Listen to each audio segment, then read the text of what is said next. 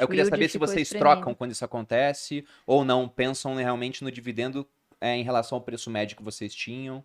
Qual o critério para, por exemplo, poxa, essa empresa aqui é boa, mas a gente vai trocar porque tem outras melhores. Como é que vocês fazem para definir isso? Esse movimento, assim, na minha carteira costuma ser raro, né? Eu não costumo vender uma empresa apenas porque ela subiu ou porque chegou no seu valor justo, enfim. Tudo vai depender do fluxo de dividendos, né? Eu estava com uma meta de, na minha carteira, reduzir posições que me pagam 2 ou uma vez ao ano. Eu estava com algumas empresas nessa situação e estava querendo migrar para setores que pagam pelo menos trimestralmente. Então, tomei a decisão. Bom, se a Eletrobras chegar num preço interessante, no upside que eu achar já legal, paga bons dividendos, mas ela costuma pagar uma vez ao ano. Então, é uma que eu decidi trocar, né? Então, são decisões que você tem que tomar. Agora, por exemplo, Taesa subiu pra caramba nos últimos 2 anos e eu não pretendo trocar.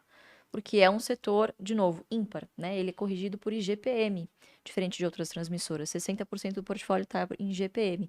Então, indiretamente, você está exposto ali a um índice que tem uma influência muito grande de dólar, por exemplo, né? Então, é um setor que eu gosto muito, que continua pagando excelentes dividendos, é num período trimestral. Então, eu não vou vender essa empresa porque ela é o artilheiro da minha carteira, né? Olhando agora para a Copa, né? Porra, eu não vou botar no banco quem tá marcando gol. Né? Então eu vou deixar esse cara lá marcando gol e vou trocar, de repente, alguém que não esteja performando muito bem. Então depende, né? A venda, na verdade, para uma outra oportunidade, ela ocorre raramente. Outros tipos de venda que a gente faz, assumir um erro. Isso é natural, tem muita gente que acaba até por ego ou por, sei lá, qualquer outro motivo, fazendo o preço médio. Então vai botando dinheiro naquela que, puta, só cai, e você não sabe por que comprou, não tem confiança, foi na dica do amigo, tal, e continua botando dinheiro naquilo. Então, esse geralmente é um erro que a gente gosta de arrancar o band-aid logo e se desfazer, ou uma perda de fundamento, né? Que é algo muito mais difícil de você identificar no curto prazo, você vai identificando ao longo de alguns ciclos de balanço, e são alguns alertas que você vai tendo ali no meio do caminho que te fazem meio que broxar daquele papel na sua. Tem papéis, às vezes, que você vê e você fala, puta, cara, eu não aguento mais ver isso aqui na minha carteira, perdeu o fundamento, não faz mais sentido, e aí você troca, né? Então, é a exceção, não é a regra, né? O Sim. rebalanceamento. Olha, eu posso dizer com total certeza que é muito mais fácil você comprar do que vender uma ação. É muito difícil você saber a hora de vender uma verdade. ação, sabe? Eu posso dar um exemplo prático aqui. Em 2016, naquele turbilhão que a gente estava vivendo, impeachment, puta maluquice na Câmara, no Senado, a gente tinha a Vale do Rio Doce a R$ 10. Ninguém queria a Vale do Rio Doce. Ninguém. Não tinha um analista que falava bem da Vale do Rio Doce. Só que é uma ação que a gente, assim, tem muito feeling nessa decisão também. Acho que a pegada é meio essa também.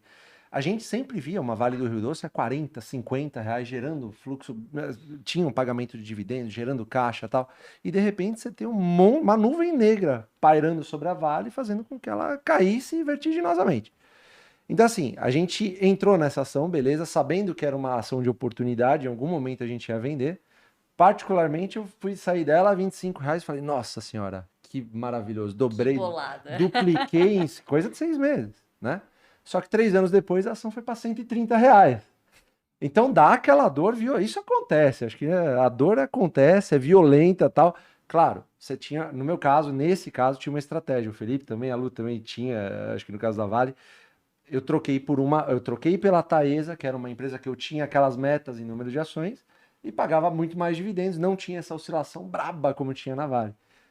Foi assim, foi um baita aprendizado. E eu acho que isso vai continuar acontecendo, acho que sempre. Não tem uma métrica para você falar, pô, sei lá, Itaúsa bateu R$ 20, você está comprada nela a R$ 6, você vai querer trocar? Algumas ações a gente não faz isso. Tem ações, como o Malu falou, que são de cativeiro. A gente compra, sequestra as ações e não sai mais da carteira. Agora tem outras que você vai procurar um ganho, talvez por conta de uma baixa expressiva que ela teve, só que vai muito de feeling, não tem, acho que Mas você tem vê uma que é métrica. interessante, né? Acho que era a Malu que estava comentando sobre a questão psicológica do investimento. E o ser humano tem algumas coisas curiosas. Por exemplo, às vezes a dor de você deixar de ganhar, ela é maior do que a dor verdade. da perda, É né? verdade. Então você saber que você vendeu a 25 e ela foi para Puta, 130. cento e pouco, Dá uma dor violenta. Pois uma é. dor Mas- maravilhosa. tem que virar a página e partir para a próxima. Não, e Faz você sabe parte, de né? uma coisa? Você falou uma coisa que eu acho, assim, é genial. Você ganhou dividendos com o passar do tempo e aumentou eles pelo fato de esperar. O verdadeiro ganho nas ações, ele acontece na espera. E eu vou usar o exemplo da Taesa, que o Lu colocou aqui. Em 2015, é uma empresa que valia R$ 15, ninguém estava de olho, 15, R$ 16, pagava um dividendo razoável, pô, 10%, 8%. Hoje é uma empresa que vale R$ 40, chegou a bater R$ 45, pagando um dividendo de R$ 4,50, R$ 5. Então, você que comprou lá atrás a 15, está recebendo um dividend yield, né, de 30%. Cara, que lugar que você vai ter essa rentabilidade, pô, continua, ela pode dar ainda mais. Como aconteceu com a Unipar, por exemplo, quando o bar se comprava a centavos, né? E, pô, agora pagou acho que R$ 4 de dividendo, um negócio assim. Sabe? Então esse tipo de ganho, ele só acontece para quem é paciente. Pra Essa quem espera. questão do yield on cost, às vezes, ela produz algumas histórias que você não acredita, né? Essa da Unipar Verdade. do Barsi é um grande exemplo. Ele recebeu só em dividendos muito mais do que o valor investido, mas muito mais. De longe, né? Então teve, sei lá, a Unipar teve alguns dividendos Tem como colocar em números, Felipe, só para o pessoal entender o que foi essa questão da Unipar? Mais ou menos quanto que ele pagou, o quanto que ele ganhou? Vocês têm mais ou menos isso? Talvez ele tenha investido uns 35, 40 milhões para comprar a posição que ele tem hoje, que vale 2 bi hoje. E Só essa pagou posição saiu de só 35, 40 para 2 bi. 2 bi. Mas não foi É, assim. Não foi Importante assim. dizer Então, isso, tudo exatamente. flores, viu, galera? Andou de lado bastante Seria tempo. tão mais fácil se fosse Nossa, assim. Olha, incrível, né? Seria incrível, mas eu diria que de 2006 a 2017 praticamente não saiu do lugar. Foram anos em que a fé foi testada ali, ele continuou, enfim, aí De uma hora 2006 a 2017? andou de lado. não Caramba. fez nada, pagava Andou de lado. pouquíssimos dividendos. Era uma empresa que na época estava passando por um momento conturbado também, mas era uma empresa de controlador definido, de um setor extremamente perene, é um setor cíclico, mas só de cloro é base de várias outras indústrias químicas e de várias outras indústrias de base, né? E é o principal fornecedor do saneamento. Então, é uma empresa que conseguiu surfar muito bem também depois do marco do saneamento. Então, tem aí um caminho esplêndido para a Unipar, né? E só para você ter uma noção, no ano passado foram mais de 100 milhões em dividendos. Ou seja, só o dividendo do ano passado foi 2,5 vezes que ele pagou na empresa. Exatamente. Isso Fantástico. é bizarro. É bizarro. É bizarro, realmente. Isso acontece porque ele esperou muito, né? O mercado Aí que tá. premia quem sabe esperar. Exato. Muitas vezes, inclusive, eu acho Ou que seja, a gente... quase ninguém, né? Quase O povo ninguém. é Exatamente, totalmente é a minoria. ansioso. Mas esse cara colhe um prêmio minoria. desproporcional. Exato. Exatamente. É Mas minoria. quem ganhou com ele? O controlador. Talvez tenha sido o outro acionista que ficou lá por tanto tempo quanto É ele. verdade, exatamente. E assim, dentro dessa estratégia do buy and hold, que eu acho que é uma vertente do buy and hold, a gente poderia dizer, muitas vezes a gente acaba cometendo erros justamente por essa percepção de que a gente tem que ficar no longo prazo, é parceiro, acreditar no projeto. Não é só glória, não. Tem os tombos também, né? A gente, num dos nossos treinamentos, que é o Jeito Barsi de Investir, a gente fala muito sobre os erros, tanto os nossos quanto os do Barsi. E eles acontecem, é natural. Acho que não existe grande investidor só com glórias. O que o grande investidor ele sabe fazer muito bem?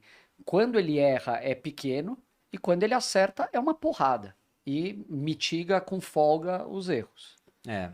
E eu acho até interessante esse ponto das pessoas terem tanta aversão à perda na bolsa, no sentido de que o investidor, principalmente o iniciante, faz. Ele monta uma carteira com 10 ações, porque ele sabe que tem que diversificar, por exemplo. E aí, algumas começam a cair. Ele vai comprar mais. Mas, de repente, ele identifica que, olha, na verdade está caindo, mas não é oportunidade, perdeu o fundamento. Ele não vende, ele segura. Ele fala, agora é pro longo prazo.